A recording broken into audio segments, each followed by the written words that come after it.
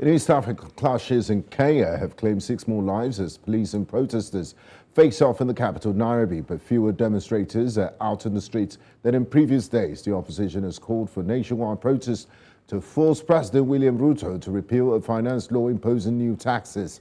Over 300 people have been arrested during the protests, with over 300 charged with crimes including looting, destroying property, and assaulting police. The protests have been reported in various parts of Kenya, including Migori and Kisii. The Media Council of Kenya alleged police masquerading as journalists and businesses were closed in Nairobi and schools. Religious leaders have called for dialogue between the government and opposition to end the protest. Meanwhile, Kenyan opposition leader Raila Odinga says a bad flu has kept him from taking part in the 3-day protest that he called for over the cost of living and tax hikes. The veteran politician who lost the disputed presidential elections last year said game-changing demonstrations belong to the people and were not his alone. He denied suggestion his absence was a ploy to do a deal with President William Ruto, adding that he was not seeking to be a part of the government. A police chief had said that the protests were a threat to national security and deployed riot officers across the country. President William Ruto, however, has insisted that he will not engage in discussions with Odinga to resolve the current impasse. In the meantime, Kenyan manufacturers are losing an estimated 2.86 billion Kenyan shillings daily due to anti-government protests over the high cost of living. The main opposition Azimio La Umoja Resolution for Unity and One Kenya coalition resumed anti-government protests on July the 7th, causing disruptions in daily operations and financial losses for businesses and employees. The protests have disrupted logistics and supply chain networks, affected the manufacturing process and causing delays and increased cost. The protests have also impacted the availability of essential products, leading to potential shortages and price volatility. Kenya's inflation reached 7.9% in June, surpassing the government's target of 7.5%. Now, join us now to discuss this development is Nancy Omolo, public affairs analyst. She joins us from the Kenyan capital, Nairobi. A warm welcome to you, Nancy, and thanks for joining us on NC Continental Prime.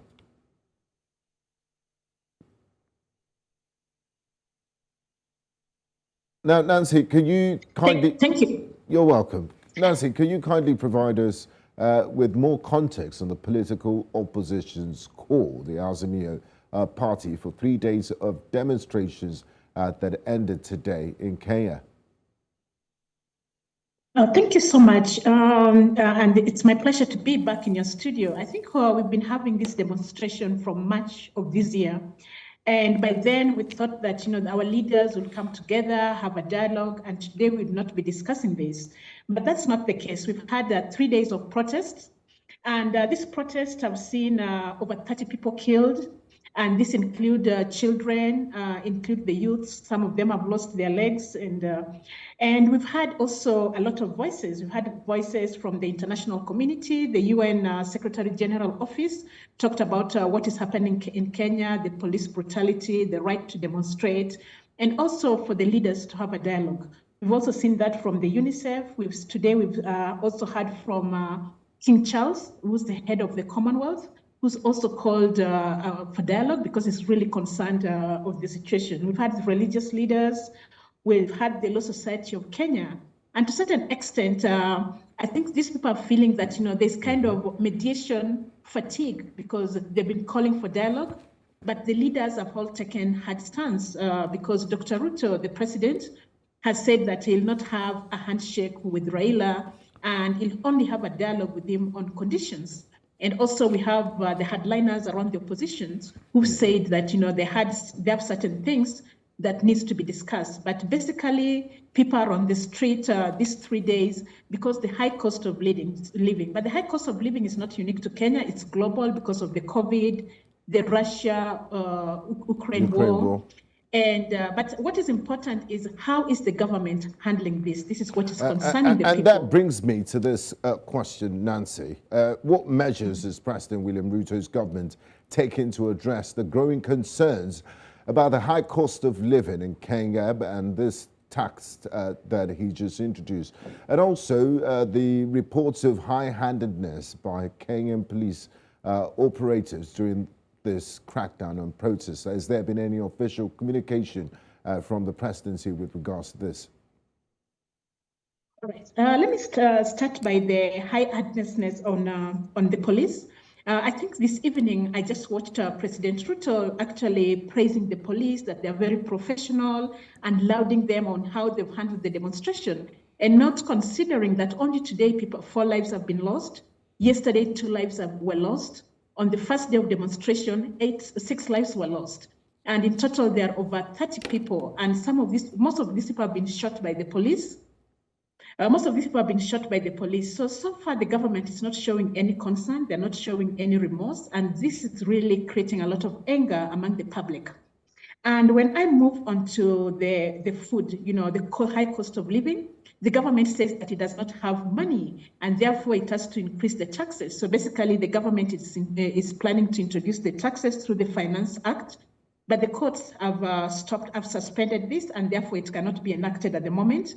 We've seen the high cost in fuel, the high cost in food, especially the maize flour and all other foods that most Kenyans are dependent on. So far in the 11 months, I can say that a lot of people, especially the low end, there are a lot of Kenyans who are living in poverty. They had a lot of hopes in this government, because this government said that it's a hustler government. Yeah. Yes, the hustlers. So people are feeling disappointed. They're feeling the government is not empathetic to their situation. And basically that's what we're seeing. Now, the international community, like you said in your opening statement, Prince Charles, they've talked about this demonstrations. Has there been any statement from international bodies with regards to the recent events in Kenya, the deaths and also allegations of excessive force by the police? Yes, I think the first body to speak was from the Office of the UN Secretary General, whereby they condemned the brutality of the police.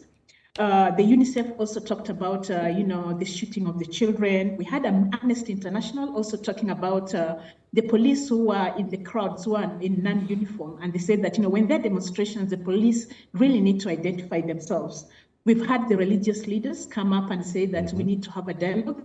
And this is not the time to introduce the financial, this is not the time to implement the financial act.